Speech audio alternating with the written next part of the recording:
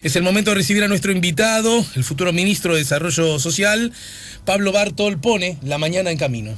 Si buscas un portón automático para tu casa o para la oficina, asegúrate que sea fuerte, que sea seguro, que sea práctico, que sea un SEA. Porque solo un portón SEA te asegura el mayor respaldo técnico, un service propio en todo el país y la garantía de todos sus productos. Ingresa en seaportones.uy o llama al 2601-2611. Si vas a elegir un portón, que sea un SEA. ¿Cómo andás, Pablo? Buen día, bienvenido. Buen día, Alejandro, un placer. ¿Todo bien? Muy, muy bien. Bueno, ¿cómo esperás? ¿Con qué pasás hoy la Navidad, la Nochebuena? Con la familia, padres, hermanos, un montón de gente. ¿Son muchos? Somos un montón de gente. ¿Y en qué parte de Montevideo? Acá en Montevideo nomás. ¿Pero en qué parte? En el buceo, buceo. ¿Vos sos de allá? No, originalmente somos de Pocitos. Ajá. Pero muy bien. ¿Quién cocina, todas esas cosas? ¿Ya se sabe? Mis hermanas son grandes cocineras, para estas ocasiones por lo menos. Ajá. ¿Vos siempre fuiste así un hombre de fe? Sí. Sí. Sí. Naciste en un hogar cristiano, lo que se Nací dice. en un hogar cristiano, tal cual. Tal cual. ¿Viste ya la película de los papas? No, pero ya salió, yo Sí. había visto el anuncio. No, pero está en cine y además lo acabo de hablar con él. Parezco un promotor de Netflix. Sí. Está en Netflix. ¿Ya? Es un estreno que es una producción de Netflix, podés verla. Porque me parece que es interesante las charlas que tienen Bergoglio con Ratzinger, Mirá. ¿verdad? Y que me parece muy interesante cómo se abordan determinados desafíos desde lugares distintos, desde historias distintas, de sensibilidades distintas.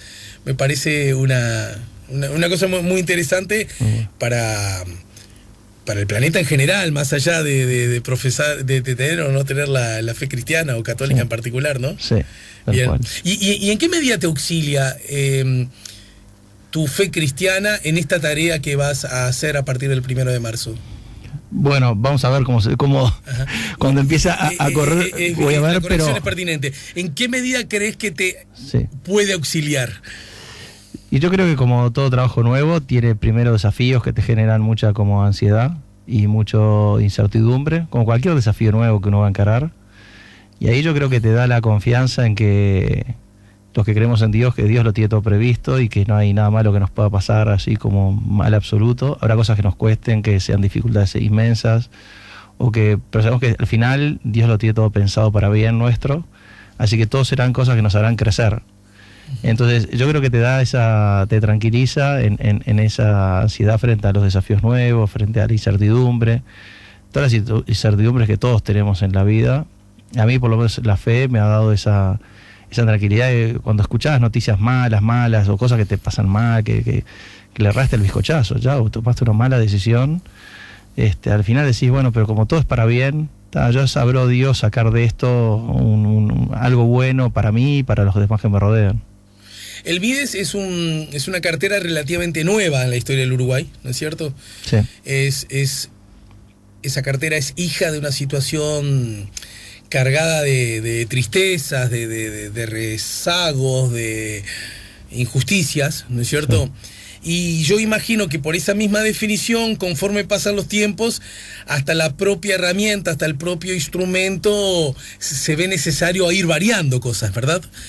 Desde tu perspectiva, ¿cuáles son aquellos perfiles del Ministerio de Desarrollo Social que son naturales a él y que por lo tanto deben permanecer, y cuáles deben, por ya tarea cumplida o porque ya no corresponde al momento histórico, dejar de utilizarse, y cuáles a su vez deberían ingresar a la conducta y el comportamiento de la Secretaría? Lo primero es que creo que el MIDES tendría que ser siempre una red de contención para aquellos que les fue mal en la vida, porque problemas tenemos todos, pero hay gente que tiene que aunque tengan un problema, hay un espacio de contención en el sentido de que, bueno, tiene recursos, tiene familia, tiene amigos, tiene gente que lo apoya, o tiene recursos económicos que hacen que esa situación negativa, una enfermedad, un despido, un trabajo y tantas circunstancias que a uno le podría decir que es un quiebre en la trayectoria de una vida, hay cosas que te hacen pasar ese momento como algo, sí, un bache, pero no es un hundimiento. En cambio hay gente que no tiene todas esas redes de contención y un error o un problema, un accidente, un despido, un trabajo, es un hundimiento. Y yo creo que el MIDES tiene que ser entre todo esa red de contención para aquellos que sufren un hundimiento. Y hay hundimientos que, aunque la sociedad uruguaya es históricamente solidaria y tiene una malla de protección en la seguridad social y en muchos seguros que tenemos que nos ayudan a pasar esos baches, hay después otras situaciones donde no es suficiente. Y entonces por eso es que hay gente que se hunde en un estado que condena a su familia a una situación de pobreza o de realmente de no poder salir de esa situación si no es con... El Estado no tiene otro instrumento especial para sacarte adelante. Yo en 20 años en Casaballe he conocido muchas historias terribles, ¿no?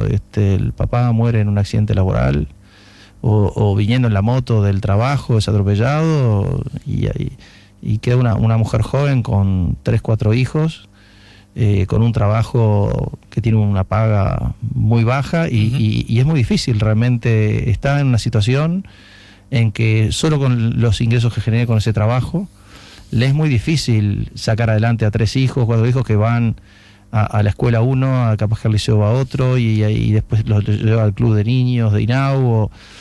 Organizar todo eso, más organizar la vida de ellos, la comida, lavarles la ropa, todo sola, más el trabajo, más todo, realmente he visto gestas heroicas en algunas mujeres que quedan en una situación así. Estoy pensando en una que la voy a pasar 2 veces por semana para la feria de Piedras Blancas con un carro enorme, cinchándolo, una mujer más flaquita, y así, haciendo feria, fue sacando adelante a los hijos, pero realmente con una dificultad inmensa. Entonces ahí es donde pienso que el MIDES tiene que tener una atención especial, y por eso hemos dicho que la prioridad tiene que ser el último en la fila. Y el último en la fila a veces lo hemos visto que está en situación de calle, que ya no tiene un lugar donde decir este es mi lugar en el mundo. Es una persona que todas esas redes de contención no le funcionaron, perdió los vínculos familiares, de vecinos, de amigos, que no lo pudieron ayudar a pasar ese momento de inmensa dificultad. Y entonces a eso le tenemos que dar una mano, porque son uruguayos como nosotros y están pasando una adversidad inmensa que si no es con una ayuda fuerte del resto de la sociedad, es muy difícil que superen esa situación. Da la sensación que con relación al número de compatriotas que están en la calle, que es vos sos del 65, ¿no? Sí. Somos los dos del mismo año. Sí. Sería hipócrita decir que nunca antes vimos personas en la calle, claro. ¿No es cierto? De todos modos, hay peculiaridades de este nuevo contexto que lo vuelven distinto, ¿no? Uno de ellos que tiene que ver que uno ve, o uno tiene la impresión, porque se ha vuelto también más viejo, que ve más gente joven que quizás antes, ¿no? Otra cosa que uno advierte como nueva, entre las novedades que este planteo, que este acontecimiento tiene, es que viven, podríamos decir, en buena medida casi a contrahorario. Y yo recuerdo las personas que vivían en la calle, pero que difícilmente uno las veía durmiendo, porque en realidad se despertaban cuando aparecía el sol, ¿no? Sí. Y en todo caso uno salía y ellos ya estaban moviendo sus petates, ¿no? Sí. Ahora se ha vuelto casi exactamente al revés, ¿no? Como si el uso horario fuera distinto. Y es verdad que cada caso seguramente responderá a contextos y a circunstancias diversas. Los refugios no parecen dar en la tecla cómo soluciona el asunto, porque refugios hay, ¿no? En todo caso tú tendrás más información acerca de si son suficientes, pero no parece alcanzar, porque después está la voluntad de la persona de que, aún teniendo un refugio, prefieren quedarse en la calle. Con lo que además se pone arriba de la mesa otro legítimo conflicto que tiene que ver con la utilización del espacio público, de lo público, el lugar que se supone que nos encuentra a todos los distintos, ¿verdad? Tal cual. Y en la medida que el espacio público esté ocupado, prefiero decir eso a usurpado, porque daría cuenta de una voluntad que me permito dudar si existe como tal, se genera un nuevo conflicto que puede generar la peor de las consecuencias, y es distanciarnos los que en realidad deberíamos estar marchando juntos, aún en nuestra diversidad. ¿Qué hace el Estado? ¿Qué hace el gobernante ante esa situación? Yo creo que va dando respuesta con ciertas prioridades, y el Estado uruguayo hace años ya fijó una prioridad en que no hubiera niños en la calle, y eso se logró. Sí. Hoy puede haber en forma muy esporádica y puntual por unos días, pero no hay instalados niños en la calle. Recordemos que hace años, cuando tú andabas de noche por la calle, había niños. Claro. Y en las afueras, sobre todo en el cinturón de la ciudad, yo recuerdo épocas en que andaba el tren, y a veces de volver en tren, y que había bandas de niños que subían en alguna estación y se dedicaban a molestar a los pasajeros, y después veías que los correteaban, y a veces recuerdo de que con el tren en marcha, tal vez no con todo el despliegue de velocidad, porque estaban ya más adentro de la ciudad, y acordate que las vías eran malísimas, pero recuerdo que se tiraban y se iban bajando tirándose a la carrera del tren, lo cual era un peligro. Y me acuerdo de las historias que contaban los guardas de esos trenes, de esas bandas totalmente incontroladas, de niños que tenían, arriesgaban la vida todo el tiempo. Y eran niños chiquitos, tendrían 10, 12, el típico comandados por otro de 15. Uh-huh. Y ese tipo de situaciones tú ya no las ves hace muchos años. Entonces el Estado, yo creo que ha dado una buena respuesta en materia de infancia, y en materia de infancia que no estaba en un contexto de educación o de control por parte de los padres. Y entonces ahí creo que se avanzó. Y luego el refugio ha sido otra respuesta que ha dado la sociedad, que con el pasar de los años se ha visto que es una respuesta que no logra el objetivo que se buscaba, pero no lo logra aquí y en todo el mundo, que en las grandes ciudades ha aumentado la gente en situación de calle, menos en algunos países. Finlandia es un ejemplo de reducción de gente en situación de calle, pero en muchas grandes ciudades ha aumentado. Y entonces eso muestra que el sistema de refugio, lo que le llaman la estrategia de escalera, es: primero te pido que, no sé, dejes de consumir, después te pido que, después un trabajo, y si todo eso, entonces te voy a dar una casa. Entonces lo que te dicen que en cada escalón se te va perdiendo un 20% de la gente. Entonces ya al último escalón, para la casa, de toda la gente que tenés, solo el 10 va a estar pronto. Entonces que es una estrategia lenta y que a la que no llega casi nadie, con lo cual no vas a resolver por esa vía.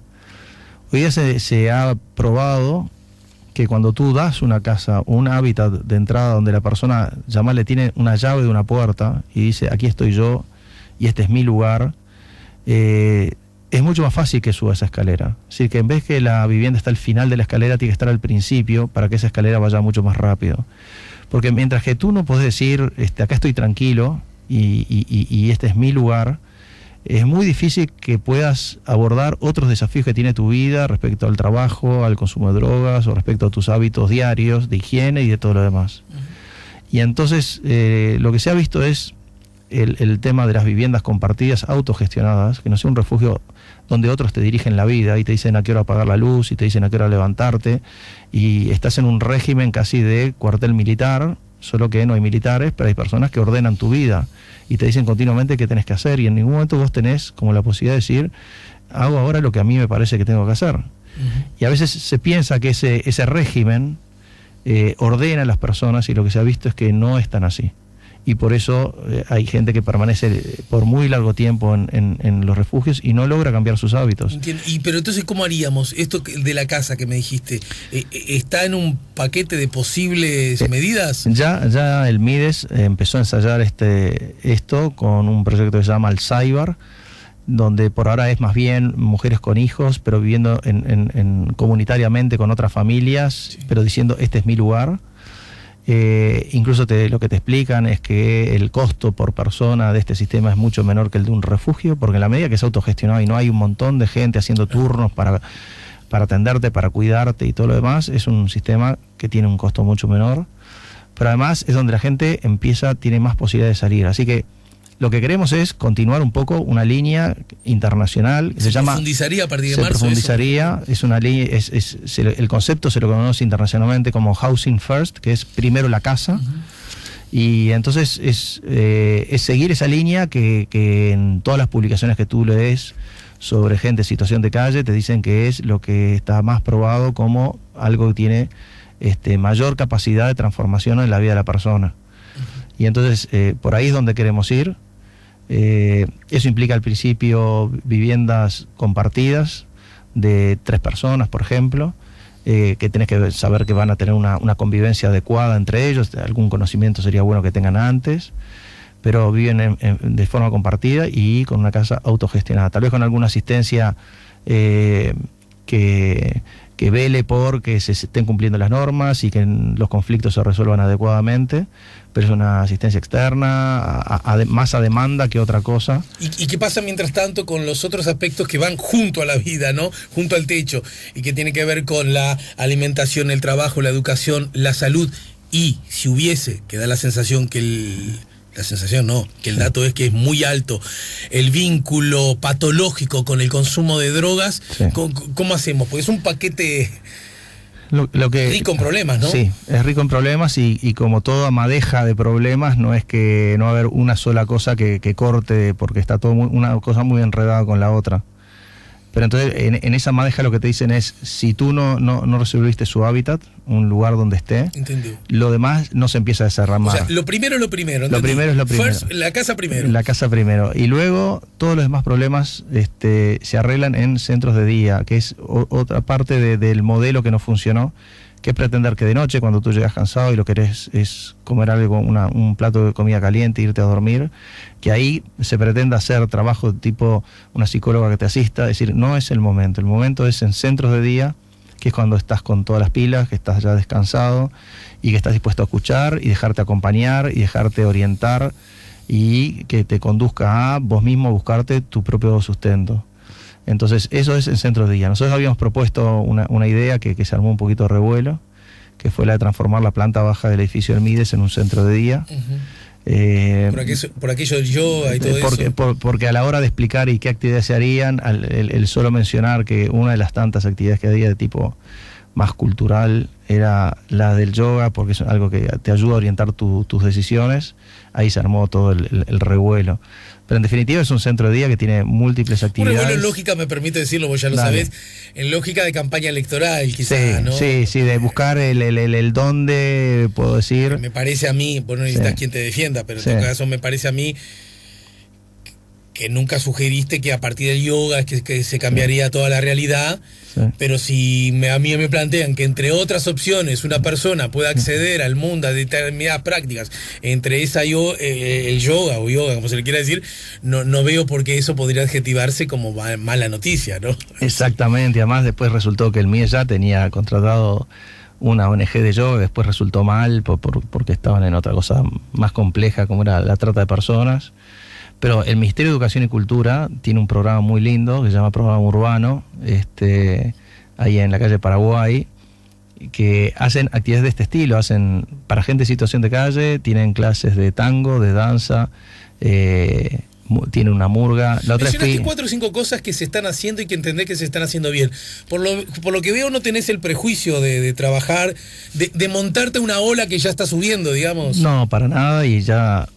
hemos dicho que vamos a mantener muchas de las cosas y tratar de potenciar todo aquello bueno que ha hecho el Mides y que le queremos mantener incluso los nombres a los programas. No venimos con un espíritu refundacional de hacer cosas nuevas, ni siquiera la típica de a veces cuando hay un cambio de organización en algo que le quieren poner un nombre propio, así se sabe que esto me lo atribuyen a mí. Me encantaría que le atribuyan a Uruguay Crece Contigo un gran crecimiento, mejor dicho, y que se potencie mucho, y es un programa creado por el Frente Amplio, y ojalá que el día de mañana sea como un gran plan, como lo ha sido el plan CAIF, que ha sido un plan que ha trascendido a todos los gobiernos, iniciado por un gobierno colorado, pero que trascendió a todos los gobiernos. Entonces ojalá Uruguay Crece Contigo, creado por el Frente Amplio, llegue a tener esa misma envergadura. Lo que sí va a pasar, a modo de novedad, según lo has dicho, el ministro no va a estar en 18 de julio. La oficina del ministro va a estar en Casaballe. Eso trata de dar una señal muy clara de que toda la jerarquía tiene que estar muy en contacto con las personas que más sufren. Más dispuesta a pisar el barro, digamos. Exactamente. Esa es un poco la señal. Mira, la otra vez me reuní con gente del sindicato de Linda, me pedía, por favor, cuando manden a alguien, que sea alguien que vaya al territorio, que conozca las cosas. Entonces, claro, si yo le voy a pedir a un director de un instituto de Linda que salga a recorrer los barrios, soy el primero que tiene que dar el ejemplo. Y entonces poner la oficina en Casaballe trata de dar ese ejemplo de que toda la estructura tiene que salir a tener contacto directo con las personas que más sufren. ¿Por qué Casaballe? Porque es el barrio de Montevideo con mayor índice de pobreza Y entonces queremos estar, dijimos, donde está el último de la fila, ahí está el último de la fila y es donde queremos estar. ¿Y cómo dialogan la pobreza con la carencia, ¿no? Con la delincuencia? Lo digo porque en 20 segundos, desde una postura quizás demasiado paternalista, algo ingenua y, bueno, en fin, paternalista ingenua, se creyó que bajando la pobreza necesariamente iba a bajar el delito. Y yo entiendo que los que eso pensaban tenían buenas intenciones en creer que ese era el mecanismo. Primero, que bajar la pobreza en sí mismo ya es una buena noticia, sí, ¿no? Tal cual. Y supongo que eso sí. nos debe alegrar a todos los orientales, ¿no? Totalmente. Sin distinción. Bien, se descubrió que no solo no ocurría eso, sino que ciertos niveles de delito han crecido paradójicamente con cada vez menos número de pobres. Perfecto.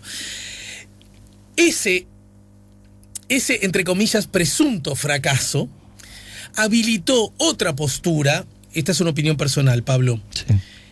abrazada por derecha y por izquierda, que entonces la mano venía, le estoy Sí. metiendo un poco de color, Sí, dale. de, creo que vos alguna vez lo has dicho, del palo, del garrote, de la represión, sin preguntarnos en qué medida los contextos, las historias, los asuntos que tienen que ver con la dignidad humana no terminan jugando un rol también en ese sentido. O sea, ni tanto ni tampoco. ¿Dónde se va a parar el Mides con relación a esa pulseada entre los que nada tiene o poco han tenido y la tentación siempre vigente de conseguir las cosas rápidos a través del crimen, del delito? Al que hay que cortar es al que tiene poder económico y de cambiar cosas que influyen negativamente en los barrios. Cuando vos decís, las bocas, pero las bocas hay un negocio de uno grande detrás, las bocas no existirían si no hay uno grande. Entonces, donde tiene que estar el combate y puesto la lupa es en el intermediario, que es el difícil de agarrar, que es el que tiene poder, el que financia toda esta cadena. Ahí es donde hay que atacar, porque a veces le ponemos mucho la lupa al más pobre, al último de la cadena, a la gurisa de 17 años que por la ventana del cuarto le vende merca a los vecinos, y no nos damos cuenta que atrás de eso hay una cadena de poderosos a los que se toca muy cada tanto. Y yo creo que ahí es donde hay que poner la lupa y no poner el señalamiento, digamos, en la parte más débil.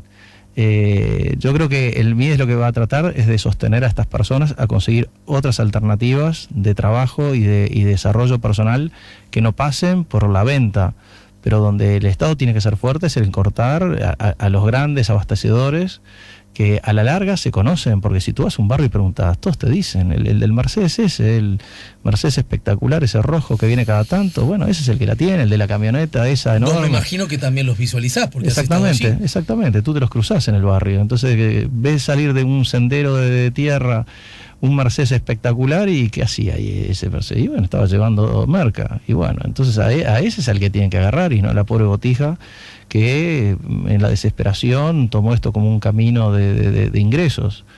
Entonces yo creo que el acento tiene que estar en aquellos que tienen poder y te voy a hacer otro ejemplo que es otra cosa que tengo a veces en la cabeza, ¿no? A veces dicen, los de la tarjeta de Mides que no trabajan. Uh-huh. Y yo creo que hay muchas fábricas en Uruguay donde el ausentismo es enorme. Y hay oficinas públicas donde el ausentismo es enorme. Y hay fábricas donde esos empleados tienen un auto parado en la puerta, en el estacionamiento de la fábrica, y sin embargo te faltan un día por semana. Hay niveles de ausentismo en algunas fábricas de un 20% en planta. Y entonces le vamos a poner la lupa al que no tiene nada, tiene un rancho, se le llueve, cuando el que le está dando el mal ejemplo es la funcionaria pública que tiene todo en su vida, y cuando va a ser atendida no está la funcionaria y volvió mañana y me gasté la poca plata que tenía en los boletos y fue al santo botón que me vine. Entonces, si hay gente de menores recursos y menores posibilidades que a veces les puede faltar ganas para trabajar, es por el mal ejemplo que le han dado los que sí tienen y que tampoco trabajan. Entonces yo creo que la lupa en Uruguay hay que ponerla en el ausentismo laboral de la gente formalizada y que busca excusas para ir a trabajar, o que se certifica de una manera irregular para no ir a trabajar durante un buen tiempo. Ahí es donde tenemos que poner la lupa, y no al último la fila, que efectivamente capaz que haya tomado alguna costumbre de esas, pero la tomó de los que tienen poder, de los que tienen dinero, que creo que es ahí donde hay que poner.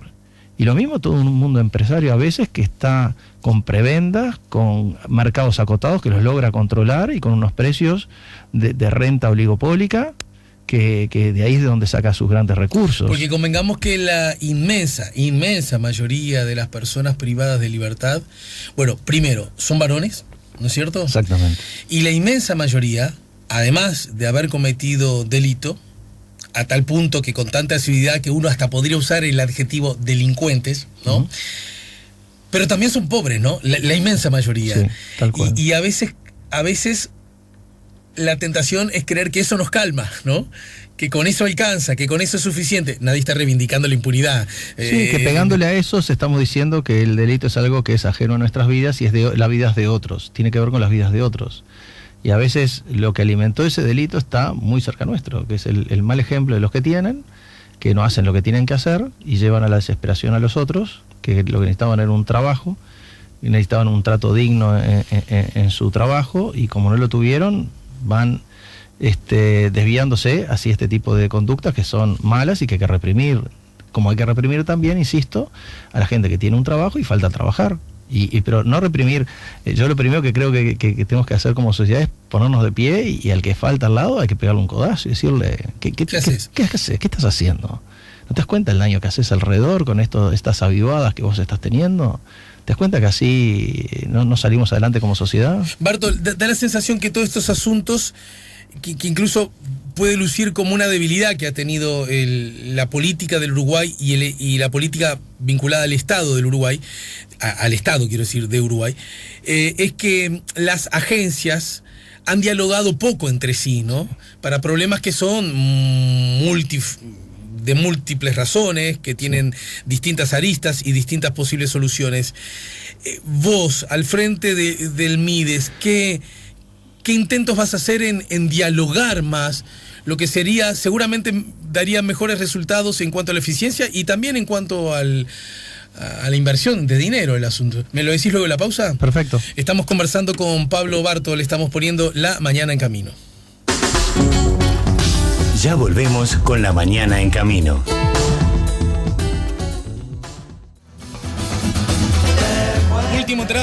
Último tramo, antes que venga Papá Noel. A propósito, yo el otro día medio quedé solo, porque yo era de los que siempre sostuve que en mi casa Papá Noel vino antes de las 12 y descubrí que un montón de personas esperaban hasta las 12 para abrir los regalos de Papá Noel. ¿En tu caso cómo era? Había que esperar a las 12, tal cual. Pero mirá, nosotros, mi vieja... Pero de chico, después se fue perdiendo eso. Mi vieja nos mandaba, vivíamos en un corredor donde había muchos apartamentos, y nos mandaba a la puerta, que era como salir a la puerta que da a la calle, no la puerta del apartamento, sino la puerta de la calle.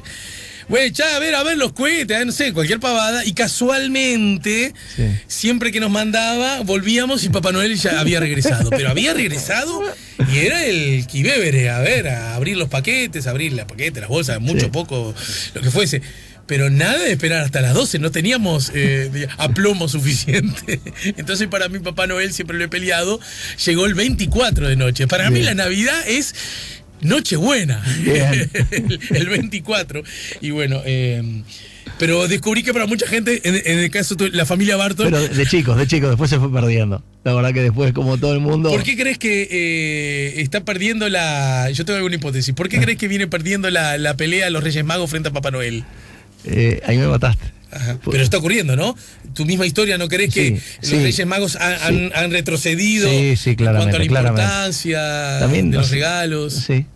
Sí, yo creo que Navidad se ha vuelto el día más importante en cuanto a los regalos de los niños, seguro. De hecho, algunas corrientes cristianas festejan la Navidad en la Epifanía, es decir, el 6 de enero, que además suena coherente porque apenas nació. Los tipos llegaron cuando apenas nació el gurí, ¿no? Tal cual. No, tal cual. 20 días después, no sé, eso no se sabe. Tal cual. Bueno, ¿cómo hacemos para que el Mides, ¿qué vas a instrumentar, a armar vos para poder conversar, para poder dialogar, para poder generar políticas junto con el Ministerio del Interior, con el Ministerio de Economía, con el Ministerio de Vivienda, mira vos, ¿verdad? Y además, en este caso, no es una picardía política, es la constatación objetiva de la realidad. Un gobierno que está armado por distintas cabezas de distintos partidos que piensan sobre las cosas, distintas cosas, aunque tengan muchas en común, tampoco quiero minimizar eso. Orígenes distintos, lecturas distintas, ¿verdad? Entonces, ¿cómo se hace? Yo creo que hay un lenguaje común porque lo he charlado con varios, que es darnos cuenta que las soluciones tienen que venir de abajo para arriba, y lo que hemos charlado con varios es que tal vez los gobiernos de izquierda se concentraron mucho en las soluciones que generaban ellos desde la teoría, desde la academia, y después las fueron implementando. Estoy leyendo ahora un libro muy lindo de Verónica Filardo y Denis Merklen, se llama Detrás de la línea de la pobreza. Es un estudio sociológico sobre algunos programas de proximidad que tiene el Mides, como es Uruguay Crece Contigo, Jóvenes en Red y Cercanías. Y no lo he terminado, pero ya se ve cuál es la tónica, y me gusta una parte en la que se reconoce que cuando el Estado se quiere acercar a ayudar a las personas, pero se acerca desde un lado como desde la función y no desde la persona de su contexto, es difícil lograr eficacia. Si el que te viene a atender viene porque le están pagando para hacerlo, la valoración del que va a recibir esa atención es muy distinta que si se acerca un vecino desinteresadamente a ayudarlo. Nosotros a lo largo de la campaña elaboramos todo un concepto que llamaron los mentores sociales, que fue teniendo distintas críticas y distintas miradas desde todos lados, de la academia, desde la política, de gente referente del gobierno. Es que el mentor es un tipo con buena voluntad, pero para esto necesitas también conocimiento, expertise, tal cual, formación. Tal cual. ¿Cómo concilias ambas cosas? Eso es que lo que tiene que dar el Estado es todo eso que tú decís: conocimiento, expertise, conexión con los servicios del Estado. Pero el que tiene capacidad de tracción en una comunidad es el que es de esa misma comunidad, del mismo contexto, que ha pasado las mismas cosas que ha pasado el otro. Lo que nosotros decimos es que los motores de desarrollo de una comunidad están en la propia comunidad, no tienen que venir de afuera. Tú en una comunidad tenés que, a veces usamos una expresión así un poco simplona, pero para que se entienda, que es, tú tenés que llegar y manguerear para que se note quiénes son los líderes y aquellos que pueden transformar el entorno en el que están. Y entonces a esos es a los que tenés que potenciar para que se transformen cada vez en más líderes y sean muy creíbles respecto a la gente que tiene alrededor. Y cuando esa persona se va a meter con un vecino porque ve que el gurí anda en la calle en vez de estar en la escuela, si tiene todo el respaldo del Estado y la información y la formación que le vamos a dar, entonces es muy eficaz su intervención. Y cuando viene alguien en plan funcionario a meterse en tu casa y hacerte un montón de preguntas, a ver si te da un servicio o no, tú eso lo tomás casi como me están devolviendo lo que me habían quitado. Tengo derecho a esto, y cuando no te lo dan, tu grado de enojo es inmenso y tu relación con el Estado se destruye. En cambio, cuando el que entra es un vecino que está viendo cómo ayudarte a conectarte con las cosas que tú necesitas, tiene una capacidad transformadora mucho más profunda. El otro día hablaba esto con una persona en Canelones, donde nació el programa Uruguay Crece Contigo. En realidad nació en la Intendencia de Canelones, un programa que se llamó Canelones Crece, y hablando de este tema decía, bueno, es que nosotros tenemos una figura que hemos usado en algunos programas que se llama los promotores comunitarios de salud. Yo le digo, es exactamente la misma idea que mentores sociales, solo con distintas palabras, y le ponemos el nombre que tú quieras. Y decía, y estos promotores comunitarios que usamos eran muy eficaces, porque realmente es la gente que por estar conviviendo es la primera que se entera cuando hay un problema, la primera que se entera cuando un chico no está atendido, la primera que se entera cuando ve una niña de 15 años que anda con un tipo de 40 por la vuelta y hay una clara situación de explotación sexual, y la primera que se entera es la vecina, y tiene dos opciones: o mira para el costado y dice, la loquita del barrio, o me junto con otra vecina que tenemos ascendencia sobre la mamá de esta niña y vamos a hablar con ella, a ofrecerle nuestra ayuda y a explicarle que lo que está viviendo su hija le va a hacer mucho daño. Y entonces se atienden los problemas apenas nacen. O el problema de la violencia doméstica. Los primeros que se enteran en una situación son los vecinos que escuchan los golpes. Y tienen lo mismo, dos opciones. Si sienten que están solos en este mundo y no tienen que meterse en los problemas de al lado, aquel dicho, el comedido se lleva la peor parte, entonces se van a quedar callados y dirán, bueno, ya sabré ya dónde ir, que haga lo que pueda. En cambio, si están empoderados, que es lo que nosotros esperamos hacer, empoderar a aquellos líderes comunitarios, a aquellos mentores, a aquellos promotores, lo que quieras llamarle, a aquellos referentes habituales en una comunidad, si los logramos empoderar y darle un alguien con quien hablar que tiene ese conocimiento técnico que tú hablabas, entonces enseguida llamaré y dice, tengo esta situación acá, y le harán unas cuantas preguntas, bueno, ¿hace cuánto conviven? Y es la primera vez. ¿No? Pero para algunas de esas cosas uno necesita la mirada, la herramienta del sociólogo, del médico, del maestro, del trabajador social. Sin duda. Y eso se aprende en la universidad, ¿no? Sin duda. Lo digo a alguien, además estudió en la universidad. Sí, sin duda. Y esa es la persona que va a tener que apoyar a esa vecina, para explicarle cómo hacer su trabajo. Alguna vez la acompañará, pero otra vez la impulsará a que ella con otra vecina vayan con las herramientas que le acaban de dar. Nosotros queremos hacer un plan de formación de estos mentores semanal. ¿Que se van a anotar esos mentores? Se van a anotar.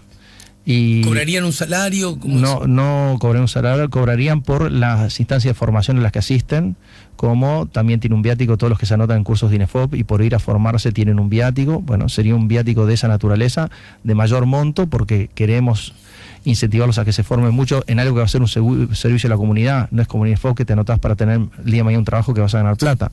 Esto no vas a ganar plata, entonces la función de formarte la queremos remunerar muy bien, pero vas a cobrar un viático por instancia de formación, porque lo que queremos es que cada vez resuelvas mejor los problemas. Esas instancias de formación muchas veces va a ser que estés con otros mentores y hablen entre ustedes los problemas que abordan y cómo cada uno lo fue resolviendo. Porque la mejor manera de crecer en tu capacidad de ayuda a otro es escuchar cómo otros también ayudan. No es escuchar una clase teórica, sino escuchar casos prácticos de otros que te dicen cómo saqué adelante a esta pareja que tenía este problema en mi vecindario, y con quién me uní, cómo hice. Y después, claro, a él lo conecté con, me enteré que el referente de él acá era el muchacho que tiene una camionetita de reparto y le pedí ayuda. Ese se me resistió, pero lo traje y logré que hable con este hombre y el tipo fue razonando y bajando sus niveles de agresividad. Porque lo que tenemos que atacar es el problema apenas nace, no esperar a que la mujer ya haya hecho una denuncia, sean las cosas irreversibles, una separación del hogar, distanciamientos, tobillera. Eso ya llegaste tarde de alguna manera. Ahí ya hay algo destruido, casi que irreversible. Lo que sí está muy claro de tu relato, futuro ministro, es que termina siendo funcional la tragedia de los demás. Termina siendo funcional al relato de todos una vez que la tragedia se ha consolidado o ha alcanzado un nivel, digamos, de tragedia propiamente. Sí. Pero los escalones previos, los peldaños previos, de algún modo u otro, directa o indirectamente, explícita o implícitamente, todos antes algo vieron. Exactamente. Y la actitud suele ser la peor de las actitudes, y es este no es mi tema, este no es asunto mío, se lo habrá buscado, no será tanto como yo creo, que es también como una especie que nos deja en paz, sí, ¿verdad? Y curiosamente, paradójicamente, aparece la tragedia, aparecen los canales de televisión, y salimos todos a ver quién en una fila casi militante a decir que ya sabíamos que iba a pasar lo terrible porque habíamos visto tal. Pero ¿dónde estabas vos cuando viste todo eso, no? Eso nos está costando, y a veces incluso el reclamo al Estado nos viene funcional y operativo para lo que yo dejo de hacer. Sí. Te lo dice alguien que es pro Estado, como generador de las políticas y actor fundamental para mejorar las relaciones. Yo también estoy de acuerdo. Creo contigo que el Estado es el gran generador de las políticas, pero la principal política que tiene que hacer es lograr que la comunidad sea fuerte y sea unida entre ella. No yo ir y resolverle individualmente a cada uno sus problemas y que vengan a mí y solo yo se los puedo resolver. Yo tengo que lograr que esa comunidad sea fuerte, que quiere decir que tengan vínculos muy estrechos entre ellos. Y por eso los espacios públicos en esas comunidades son fundamentales para crearlos, para desarrollarlos y que haya buena convivencia en el espacio público, que es donde la gente se entera que le está pasando a los demás y donde tiene una oportunidad buena para intervenir o juntarse entre varios y ayudar a este que tiene este problema o este otro. Es donde la gente se hace cargo de los problemas de los demás. Cada uno encerrado en su casa no se hace cargo de los problemas de los demás. En cambio, en el espacio público donde se convive es donde me entero y estoy dispuesto a asumir un compromiso entre varios de hacernos cargo del problema que tiene una vecina o que tiene un vecino, que tiene un hijo adolescente que se le está escapando de las manos, que ya no sabe qué hacer con él, y entonces entre varios que se ponen de acuerdo irán hablando con ese gurí en distintas instancias, mostrándole lo buena que es su madre, lo bueno que es su padre y que lo que le dicen tienen razón.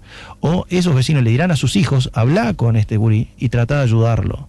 Y entonces toda una comunidad que ayuda a ese papá o a esa mamá que tiene una dificultad con un adolescente que se le está yendo las manos. ¿Vas a trabajar con menos ONG? Entonces, supongo, me da la sensación que una cosa implica necesariamente la otra. Vamos a ver cómo se organiza, pero tal cual, yo creo que cuando el Estado se hace cargo, necesitas muchos operadores, que se llaman ahora los que trabajan en estos programas de proximidad, que sean referentes, pero de un territorio concreto cada uno. Y tenemos que sí articular mucho más todos esos programas que a veces se solapan, se superponen, y la gente tiene como al final, lo que te dice, me dijo la otra vez una señora, pero a mi casa ya me entraron 3 distintas cosas, basta, no me entren más a mi casa. Entonces eso es cuando no hay un referente de territorio. Nosotros queremos territorializar los programas de proximidad y que no haya 3 actuando en el mismo territorio. Un técnico que interviene no puede intervenir solo porque un tema de un joven y el otro por un recién nacido y el otro porque por... el abuelo anciano, no sé qué. Exactamente, tiene que haber alguien que sea el referente, y es lo que nosotros le hemos llamado la ventanilla única social. La ventanilla única social es que cada territorio, cada barrio, cada comunidad tiene que tener un nombre, un apellido y un celular al que llamar. Dos tentaciones que lucen como peligrosas Sí. ante este rol. Una, la del histórico, el famoso en Argentina, puntero político, ¿no? Vení, que yo te resuelvo, y termino siendo una especie de recolector de votos. Sí. Y otro, se lo digo además a un hombre de fe, el evangelizador, Sí. ¿verdad? El que quiera llevar, que quiera conseguir gente para su iglesia, para su capilla. Sí, yo la realidad del puntero la conozco, estuve en Buenos Aires, estuve almorzando con un puntero de la Villa 20, y vi que es una construcción histórica de los argentinos muy compleja, difícil de evaluar, y claramente que los uruguayos no queremos. Porque es un hombre que maneja el poder del Estado en un territorio, y eso sí que es complicado, sobre todo porque le tirás sobre sus hombros un poder tan grande que lo destruís como persona y como vecino. Ya no es el buen vecino que está para ayudarnos, es alguien que tiene todo el poder del Estado sobre sus hombros y así deshace en este barrio a su leal saber entender. Y si históricamente lo que se ha visto es que el poder es una cosa muy complicada de manejar y por eso hay que dividirlo en distintos poderes y dividirlo todo lo que se pueda para que nadie se abrogue una potestad superior sobre los demás, tirarle todo ese poder en una comunidad a un solo individuo es un peligro. ¿No corres riesgo con el mentor? No, porque ese mentor no va a manejar ningún tipo de recursos como manejan en Argentina. En Argentina el puntero es el que reparte los colchones y las chapas. Ese es el peligro. Y el que decide vida y obra de la gente de esa comunidad. Y lo otro, llevar gente, o mejor dicho en tu caso, Sí. traer gente a tu iglesia. Eso depende de cuáles sean los mentores, y la gente elige que los mentores, gente que tiene una fe determinada, podría ser un riesgo. Yo lo que veo que la fe en los barrios tampoco sea que pulule, al revés. Lo que ves que las iglesias en estos barrios tienen como una gran dificultad de conseguir gente que se les arrime. Bueno, justamente, como es un trabajo a realizar, vos Pablo arma un 2x1, ¿no? Los Sí. ayuda a salir de ciertos problemas y de paso los arrima a su iglesia, a su parroquia. Sí, tal vez sea un riesgo como que los arrime a otros intereses que él tenga. Yo creo que ahí lo importante es que haya varios mentores y que tú elijas quién querés que te haga un seguimiento y no que el Estado te lo asigne. Eso sí que es muy importante, que el mentor lo elijas tú.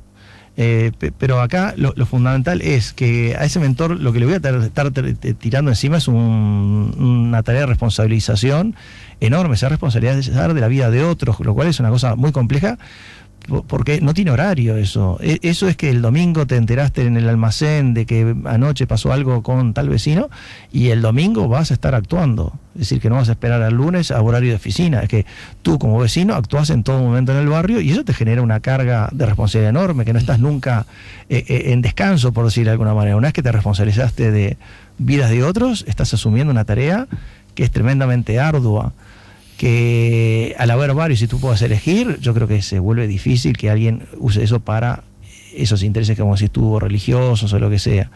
Nosotros estamos pensando en actores del barrio, como puede ser el director del técnico de fútbol, que es un buen vecino que dedica horas y horas el viernes, el martes de noche, el jueves de noche a la práctica en un campito muerto de frío con un foquito, que nadie ve la pelota menos el técnico, la ven los gurises y los técnicos, todos los demás que miran no ven la pelota.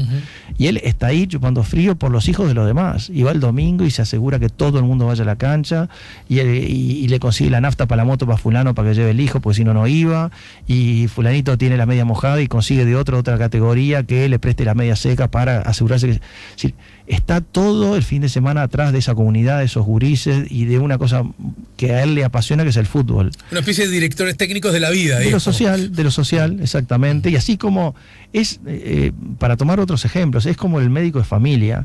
El médico de familia es alguien que se encarga de toda la familia, no es el dermatólogo, no es un cirujano. No vive ahí el médico de familia, ¿no? Del mismo modo que el maestro tampoco. Exactamente, pero me refiero a que interviene en todos los aspectos de la vida de la familia.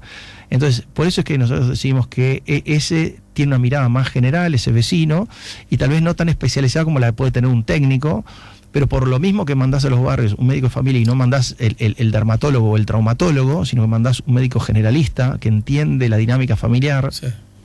En lo social es lo mismo. pedís un vecino del barrio al que capacitás y a lo largo de los años cada vez lo va a hacer mejor, a que vaya atendiendo los distintos problemas que tiene su comunidad y se asesore con los técnicos especializados en las respuestas ir dando y en los vínculos que tiene que ir generando con los distintos recursos que tiene el Estado para cada una de esas situaciones. Pablo, te tengo que despedir solo porque el reloj me obliga a hacerlo. Pero hagamos... ¿Tienes ese sobrenombre vos, Pablo? No, nunca tuve. Nunca tuve en mi vida un sobrenombre. Bien, Pablo, seguramente, a ver, vos seguís siendo de la Iglesia Católica y en particular del Opus Dei, ¿no es cierto? Sí, tal cual. Necesito hacerte esta pregunta. Yo sé que es un poco traída de los pelos, pero me acuerdo de Silvio Rodríguez. Silvio Rodríguez, cuando va por su gira, siempre contaba. Resulta que yo voy, ¿no? Con mi guitarra y canto a todos lados porque hay gente que le gusta mi música. Y la primera pregunta es de música, la segunda de música, la tercera, Fidel Castro, no sé qué, no sé cuánto, ¿no? Había que del socialismo, de Marx, de Lenin, tengo que ser estudioso, ¿no? Bueno, a vos un poco te ocurre el mal de Silvio Rodríguez. Cito como fuente subrayado, podría citar cualquier portal. Opus Dei sancionó un destacado numerario que admitió abuso sexual más de 30 años después. ¿Qué comentario te merece? Un dolor inmenso, por todas las partes. Es algo terrible que sigan pasando estas cosas. Siguen pasando, no sé, porque es algo viejo, más bien que hayan pasado estas cosas. Y dolor por todas las partes. Por la víctima en primer lugar. Las cosas pasaron hace mucho tiempo, el dolor seguramente se reproduce día a día, ¿no? Exactamente, el dolor no se acaba nunca. Son verdaderas tragedias porque afectan la intimidad de la persona y va a arrastrar esa marca de por vida seguramente. Y más cuando el desengaño, por llamarlo de una manera, el bajón, es respecto a alguien que admirás. Cuando tú se te viene el mundo encima, cuando alguien a quien admirás actúa de una manera tan terrible, es que se te viene el mundo encima. ¿Anda mal el radar de la Iglesia Católica para con este asunto? Yo creo que andaba... A ver, a la distancia todo se mira distinto, ¿verdad? Sí. Hoy hay cánones, hoy hay un conocimiento de cómo resolver que es mucho mejor que el que había antes y hoy se resuelven mucho mejor las cosas antes y públicamente y todo lo demás. Antes estaba esa idea de resguardar una especie de intimidad de las personas que habían tenido ese problema y entonces se trataba de una manera privada y reservada. Hoy ya se vio que esa no es la mejor manera, pues estas cosas convienen que tengan publicidad y que se sepan para que no pasen más. Y para que todo el mundo... que le daba ventajas al victimario. Exactamente, ¿no? exactamente. Le daba ventaja al victimario, pero también se pensaba que de esa manera se protegía también a la víctima, que no fuera expuesta públicamente, a que se conociera lo que había sufrido y que no se conociera por lo que había tenido que pasar y que eso le dejaba una marca de por vida. Luego la experiencia ha ido mostrando... Lo que deja marca de por vida es lo otro, ¿no? Sí. El abuso. Sí, ¿no? Sí, el abuso deja, pero también la publicidad también agrega. Entonces... se pensaba que a un mal no había que agregarle otro mal. Era una manera de verlo en una época que luego se mostró... Era una forma que provocaba que la repetición fuera casi incesante, ¿no? Impune. Eso tal vez sea el mayor aprendizaje, que de no dar publicidad, eso se repite, y si bien puede haber que esa publicidad le genere un mal adicional, se evitan otros muchos males posteriores al dar publicidad y que todo el mundo esté advertido. ¿Y vos entonces, en el ministerio vas a ser un hombre del Opus Dei en el ministerio? En todos lados he sido un hombre entero por donde me miren y nunca escondí nada. Me comporto en todos lados por igual.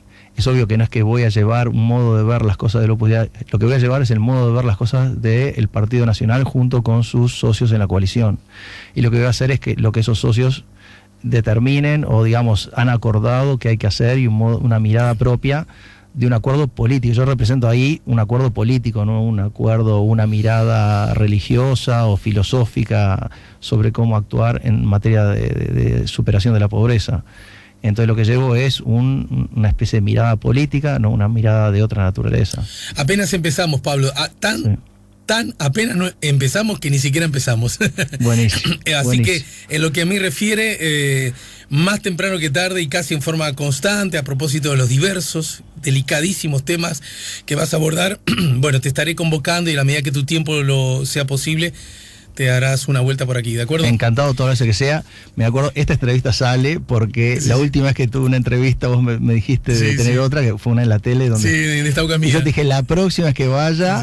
voy al tuyo. Después hubo un parón grande porque vino el balotaje y ahí la idea fue que los medios los acapararan más bien la fórmula presidencial y Y ahí así que desaparecimos los medios, y así que el otro día cuando te llamé y te dije que empezaba en enero, dijiste no, porque en enero esto de licencia, y entonces hice esta excepción bien, contigo, porque había tenido ese compromiso y lo quería cumplir. Lo habíamos acordado, es cierto. Lo valoro. Y desde ya, como no puede ser de otra manera, te deseo mucho éxito. Mucho éxito. Muchas gracias, porque Leandro. además vos vas a trabajar en el campo con los que más necesitan, que son los más frágiles, los más débiles. Y no hay democracia ni república fuerte, generosa y noble si no atiende a los más fuertes y a los más débiles, ¿no?